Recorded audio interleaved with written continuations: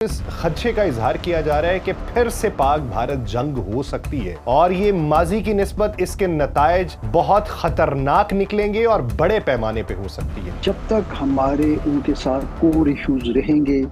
جنگ کا خطرہ تو ہمیشہ رہے گا۔ جب تک مسئلہ کشمیر حل نہیں ہوتا، کراس بارڈر ٹیررزم جو ابھی جارحیت انہوں نے لانچ کی لاسٹ ایئر، اس کا مسئلہ حل نہیں ہوتا، انڈس واٹر ٹریٹی کا، یہ سارے جنگ کے ٹریگرز ہیں۔ تباہ کن جنگ میں فتح حاصل کرنے کے بعد پاکستان کا ایک نیا تشخص ابھرا۔ آج پاکستان اس خطے میں ایک نیٹ سیکیورٹی اسٹیبلائزر کے طور پہ دیکھا جا رہا ہے۔ پاکستان کا ایک رول ہے، پاکستان کا ایک ویل ریسپیکٹڈ مقام ہے۔ بھارت جو ہے وہ ڈپلومیٹک لیول پہ آئسولیشن کا شکار ہو گیا ہے۔ ظاہر ہے ریسنٹ جو جنگ کے بعد جو ان کے ساتھ سلوک ہو رہا ہے اس خطے میں، وہ جو ان کا ایک منی سپر پاور بننے کا خواب چکنا چور ہوا ہے، تو اس کے بعد تو وہ انتقام میں بالکل سرتپا جل رہے ہیں، اور یقیناً وہ بےتاب ہوں گے تو جب بھی ان کو موقع ملے گا وہ کوئی نہ کوئی شرانگیزی کریں گے۔ سب سے بڑی بات تو یہ ہے کہ اللہ کی فتح و نصرت ہمارے ساتھ تھی، ہماری قوم متحد تھی، اور تیسری اور سب سے جو ہے پریکٹیکل بات وہ یہ تھی کہ ہماری ٹریننگ زیادہ بہتر تھی، ہماری کامبیٹ ریڈینس زیادہ بہتر تھی، ہمارے مجاہدوں کا لڑنے کا جو کمٹمنٹ لیول تھا وہ ان میچ تھا۔ تو ان چیزوں نے ہمیں کامیابی دی۔ بسم اللہ الرحمن الرحیم۔ السلام علیکم ناظرین، سنو پوڈ کاسٹ میں خوش آمدید۔ میں ہوں یاسر رشید۔ ناظرین، 1 سال ہونے کو ہے۔ آج سے 1 سال پہلے بھارت نے شرنگیزی کی تھی۔ بھارت نے اپنی طاقت کے زام پہ اور طاقت کے غرور کے بلبوتے کے اوپر پاکستان پہ حملہ کیا۔ پاکستان پہ حملہ کر کے خواتین اور بچوں کو نشانہ بنایا گیا، لیکن فضا میں اڑتے اس کے جو طیارے تھے وہ کس طریقے سے ملیا میٹ ہوئے، کس طریقے سے زمیں بوس ہوئے، دنیا اس کی شاہد ہے۔ دنیا اس کا اعتراف کرتی ہے۔ دنیا نے وہ مشاہدہ کیا کہ کس طرح سائبر وارفیئر کے اندر پاکستان نے بھارت کو ناخن چرے چبوائے۔ دنیا نے اس بات کا مشاہدہ کیا کہ کس طریقے سے بھارت کے تمام تر جو دفاعی انفراسٹرکچر تھا وہ مفلوج ہوا۔ دنیا نے اس بات کا مشاہدہ کیا کہ بھارت خطے کے اندر انارکی پھیلانے کی جو کوشش کر رہا تھا، پاکستان نے کس طریقے سے ریٹیلیٹ کر کے بھارت کو اس کی اوقات یاد دلائی۔ دنیا اس پوری جنگ کے سبق کو پڑھتی رہی، اس کے خد و خال کو وضع کرتی رہی، اس کا اعتراف کرتی رہی، اور بھارت کو وہ چہرہ دکھاتی رہی کہ جو اپنے میڈیا کے ذریعے وہ لوگوں کو دکھانے کی جرت نہیں کر پا رہا تھا۔ اس نے ایک پروپیگنڈا کیا، اس نے انفارمیٹو وار کے اندر ایک ایسا نیریٹو بنانے کی کوشش کی جس میں پاکستان کی تشخص کو سبوتاژ کیا جا سکے، لیکن وہ تمام ارادے جو تھے وہ خس و خاشاک میں مل گئے۔ پاکستان نے وہ برتری کس طریقے سے حاصل کی، اور نئی دور کی جنگوں کے حوالے سے پاکستان نے جو تاریخ رقم کی ہے، دنیا حالیہ جنگ میں اس کو کس طریقے سے دیکھ رہی ہے، دنیا جنگوں کے حوالے سے نئے زاویے کیا تراش رہی ہے، اسی منظرنامے پہ گفتگو کریں گے۔ ہمیں جوائن کیا ہے ڈیفنس ایکسپرٹ ہیں، ایئر وائس مارشل ریٹائرڈ اعجاز محمود صاحب نے۔ اعجاز صاحب، بہت شکریہ سر آپ کے وقت کا۔ اعجاز صاحب، آپ کو یاد ہوگا کہ آج سے 1 سال پہلے بھی اسی معاملے کے اوپر ہماری گفت و شنید ہوئی تھی، اور اس میں ہم نے تمام جو امور تھے ان کے اوپر گفتگو کی کہ کس طریقے سے پاکستان کو اپر ہینڈ ملا، اور کس طریقے سے ایک غیبی طاقت، ایک غیبی مدد نے پاکستان کو اس سطح تک پہنچایا۔ اس 1 سال کے عرصے میں آپ کیا سمجھتے ہیں کہ کیا کیا تبدیلیاں ہوئی بین الاقوامی سطح کے اوپر، اور وہ جو جنگ کے دن تھے، ان جنگ کے دنوں کے بعد پاکستان کے حوالے سے معاملات کس حد تک بہتر ہوئے؟ جی بہت شکریہ۔ اور یقیناً اس 1 سال میں بہت ساری تبدیلیاں بھی آئی ہیں، لیکن کچھ چیزیں کانسٹنٹ ہیں۔ پہلے ہم کانسٹنٹ چیزوں کی بات کر لیں تو وہ یہ ہے کہ بھارت کے ساتھ ہماری دشمنی، بھارت کی طرف سے ان کی حکومت اور ان کی پوری جو گورنمنٹ کی جو مشینری ہے، اور اس میں میڈیا سپورٹڈ، وہ انہوں نے اس جنگ کے نتائج پہ تو کوئی بات نہیں کی، لیکن انہوں نے برملا یہ کہا کہ یہ ہمارا آپریشن سندور جو ہے یہ ختم نہیں ہوا اور یہ جاری رہے گا۔ تو وہ یقیناً اپنی بات انہوں نے پوری کی، اور سب کنونشنل ڈومین میں کراس بارڈر ٹیررزم کے ذریعے، اپنی پراکسیز کے ذریعے وہ اپنے طور پہ اسی چیز پر کاربند ہیں. لیکن اگر ہم پاکستان کی بات کریں تو پاکستان چونکہ اس انٹینس اور بڑی تباہ کن میں سمجھوں گا جنگ میں فتح حاصل کرنے کے بعد پاکستان کا ایک نیا تشخص ابھرا، اور پاکستان کی ملٹری لیڈرشپ بالخصوص اور سویلین قیادت بھی مل کے ہم نے اپنا ایک ڈپلومیٹک اوفینسو لانچ کیا، جس میں ہم نے پوری دنیا کو پاکستان کے جو پوائنٹ آف ویو ہے سرٹن ایشوز پہ، issues with India, regional issues, اس پہ اپنا موقف بتایا بڑی وضاحت کے ساتھ. اور بھارت کا اصل چہرہ کہ وہ ایک اسٹیٹ ہے جو ٹیررزم کو سپانسر کرتی ہے، ٹیررزم کو ہاربر کرتی ہے، اور صرف پاکستان کی حد تک نہیں بلکہ ٹرانس نیشنل ٹیررزم کو وہ ہاربر کرتی ہے. تو اس سارے ایفرٹ کا جو کہ سچائی اور حقائق پر مبنی تھی، اس کا نتیجہ یہ نکلا کہ آج پاکستان اس خطے میں ایک نیٹ سیکیورٹی اسٹیبلائزر کے طور پہ دیکھا جا رہا ہے. پاکستان کا ایک رول ہے، پاکستان کا ایک ویل ریسپیکٹڈ مقام ہے، اور بھارت جو ہے وہ ڈپلومیٹک لیول پہ آئسولیشن کا شکار ہو گیا ہے. لیکن اگر ہم ملیٹریلی اس کو ریویو کریں تو بھارت نے جنگ میں ہارنے کے بعد انہوں نے پھر دوبارہ نئے سرے سے جو ہے اپنی آرمز ریس شروع کر دی ہے. وہ بہت سارے نئے اکوپمنٹ ایکوائر کرنے کی اس میں تگ و دو میں ہیں، اور یقیناً اس سے پاکستان کے لیے بھی ایک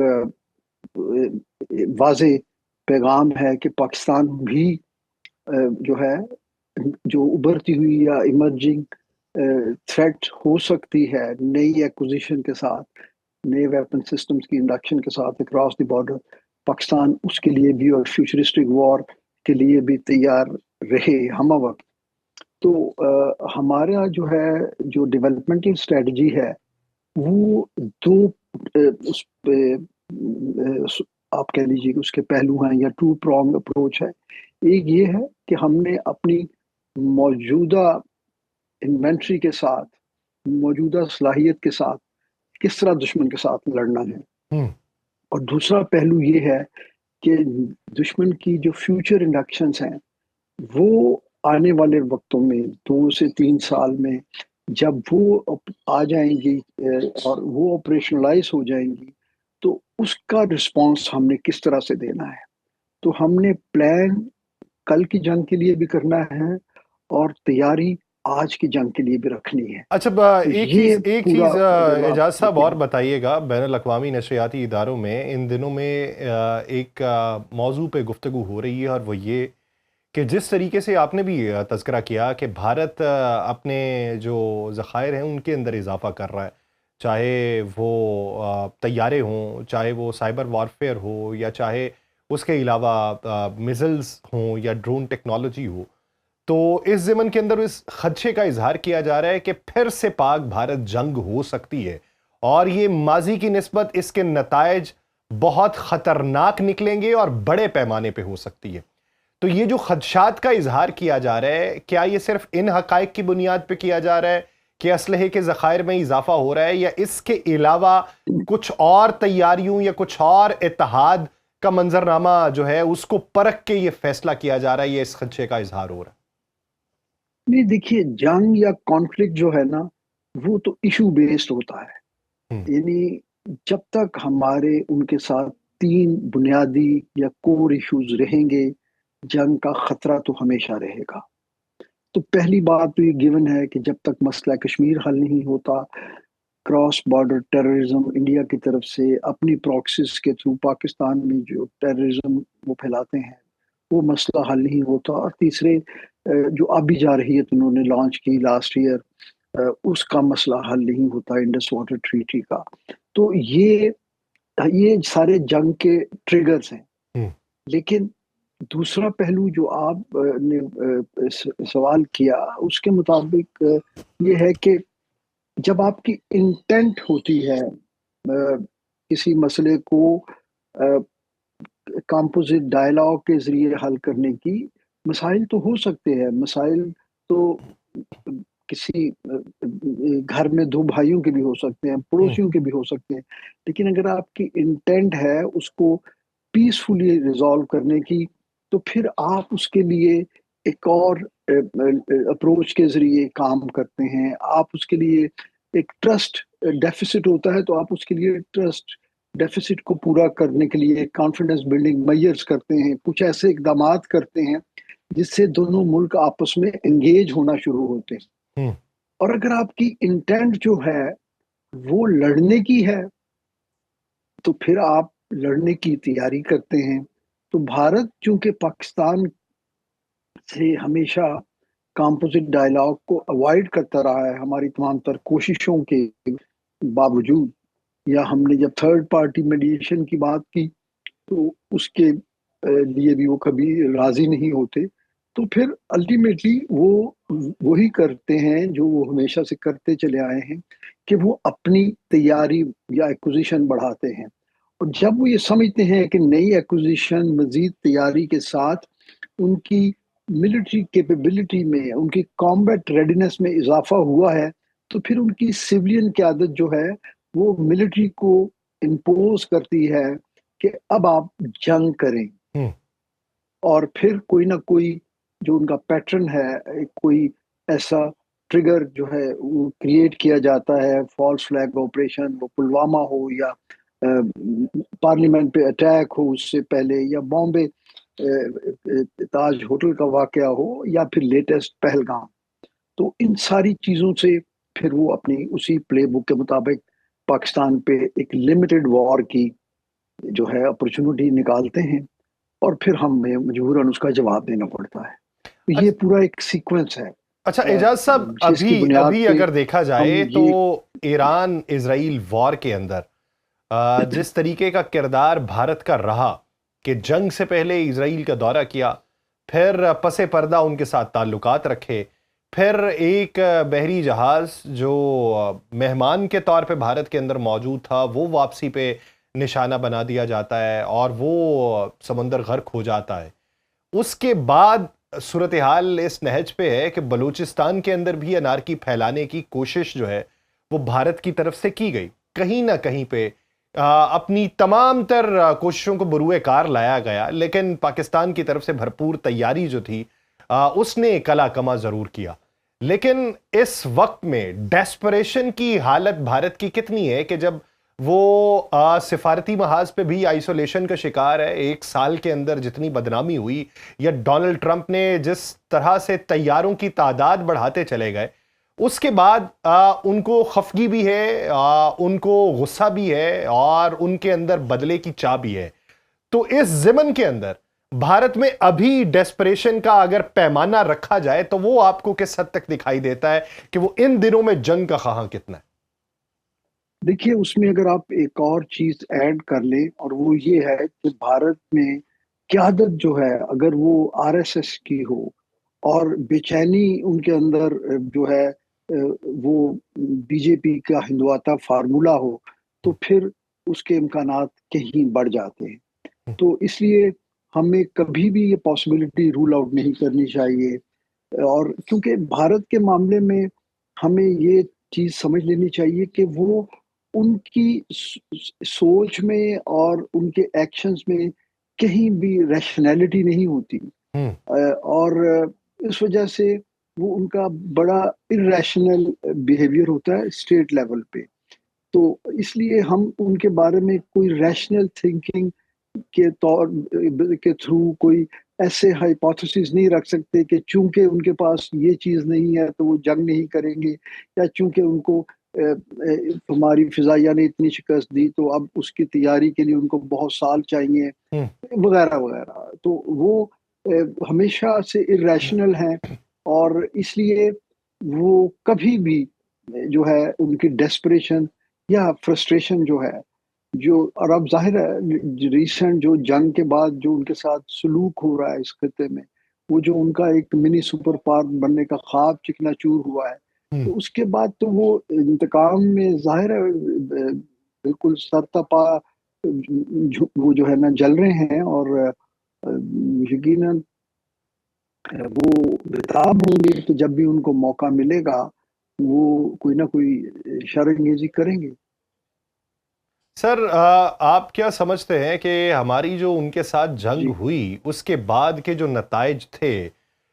جس کو ایک ٹیسٹ کیس کے طور پہ بھی پڑھایا جانے لگا اور نئی جنگ کے سبق کے طور پہ بھی پڑھایا جانے لگا کہ جنگ کے اسلوب اتوار کس حد تک تبدیل ہو چکے ہیں، تو اس میں ایک اہم نقطہ تھا سائبر وارفیئر کے حوالے سے۔ ہم نے یہ اس جنگ کے اندر مشاہدہ کیا اور دنیا نے بھی کیا، اور اس ضمن کے اندر ہم نے بہت سی جگہوں کے اوپر یہ بات بھی کی کہ آنے والے دنوں میں جب جنگیں ہوں گی تو اس میں یہ کی نوٹس کے طور پہ پڑھائے جائیں گے یہ تمام تر اسباق کہ جو پاکستان نے کارکردگی دکھائی تھی۔ تو ابھی حالیہ ایران اسرائیل جنگ میں کیا آپ نے اس کی کوئی مشابہت دیکھی کسی جگہ کے اوپر کہ جنگ کا جو طریقہ پاکستان نے بدلا اس کا کہیں نہ کہیں پہ اثر یا عکس جو تھا وہ اس حالیہ جنگ میں بھی دکھائی دیا؟ دیکھیں، اس میں کچھ کامنالٹیز ہیں، اور لیکن بہت سارے اس میں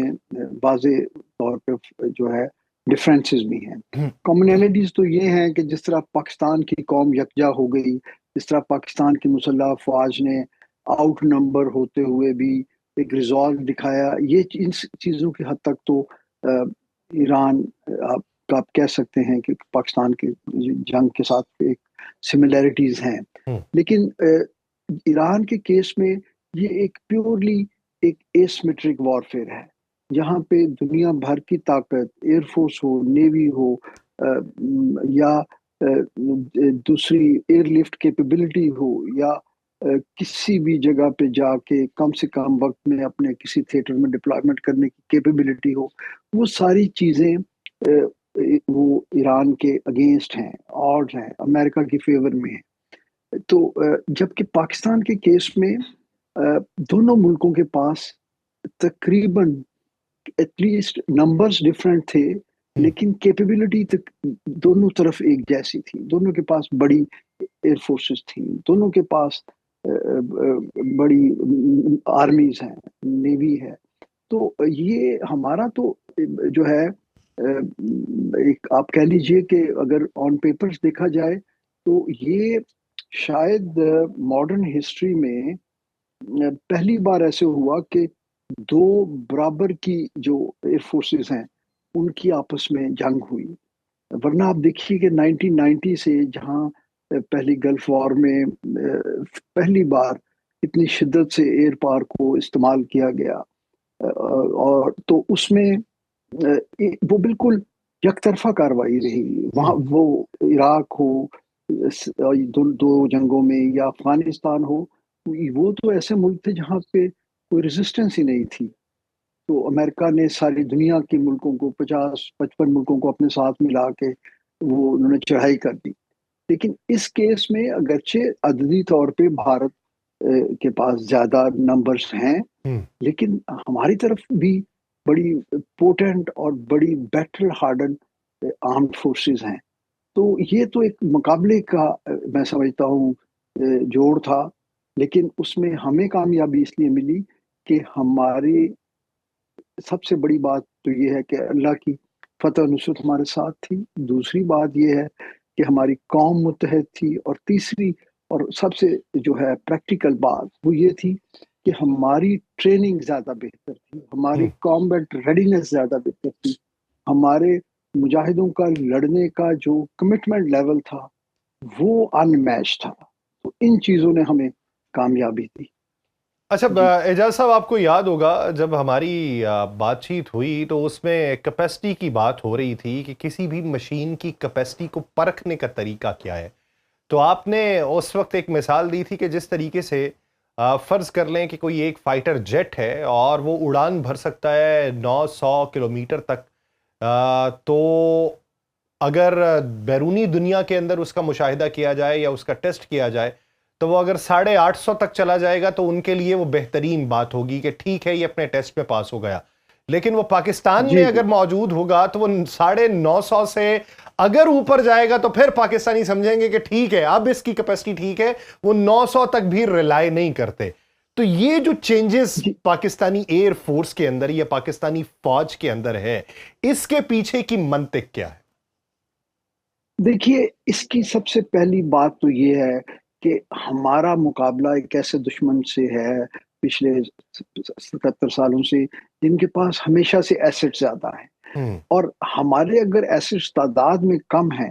ملٹری ایسٹس، تو پھر ہم نے اس میں ویلیو ایڈیشن کرنی ہے. ویلیو ایڈیشن یہ ہے کہ ہم ہر اکوپمنٹ، وہ گراؤنڈ کا ہو یا پرٹیکولرلی ایئر میں، یہ چیز زیادہ اپلیکیبل ہے ہوں کہ ہم اس کی جو مینوفیکچرر کی گیون رینجز ہوتی ہیں یا اس کے پرفارمنس، آپریشنل پرفارمنس پیرامیٹرز ہوتے ہیں، ہم اس سے کہیں آگے جا کے اپنے آپ کو ٹرین کرتے ہیں. ہوں اور جب آپ اس چیز کو اپنی ٹریننگ کا حصہ بنا لیتے ہیں تو وہی آپ کے لیے نیا معیار بن جاتا ہے. تو اس بات سے قطع نظر کہ مینوفیکچرر نے کسی چیز کے بارے میں اس کی سیفٹی لیمٹس کیا دی ہیں یا اس کے پرفارمنس انویلپس کیسے ہیں، ہم لوگ اس کے ایجز پہ جا کے لڑنا سیکھتے ہیں. اور اس چیز کا کریڈٹ جو ہے وہ ہمارے سینئرز کو جاتا ہے، جن کی لیگیسی لے کے آج کی ایئر فورس جو ہے وہ وطن کے دفاع کے لیے ہر وقت تیار ہے. اعجاز صاحب ایک چیز اور بتائیے، پاک بھارت جنگ کے بعد ہم نے یہ دیکھا کہ رافیل جیٹس بنانے والی جو کمپنی ہے ڈسالٹ ایویشن، اس کے شیئرز میں کمی واقع ہوئی، اس کے ایگریمنٹس جو ہوئے تھے دوسرے ممالک سے وہ ایک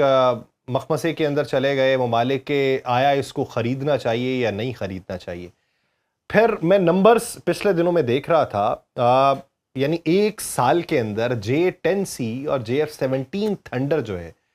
اس کے جو نئے معاملات طے ہو رہے ہیں، اس ضمن میں ان کے نمبرز ماضی کی نسبت بہت زیادہ بلند دکھائی دیتے ہیں. اور ابھی حالیہ جنگ کے اندر اگر دیکھا جائے تو جس طریقے سے F-35، F-15، F-16 اور A-10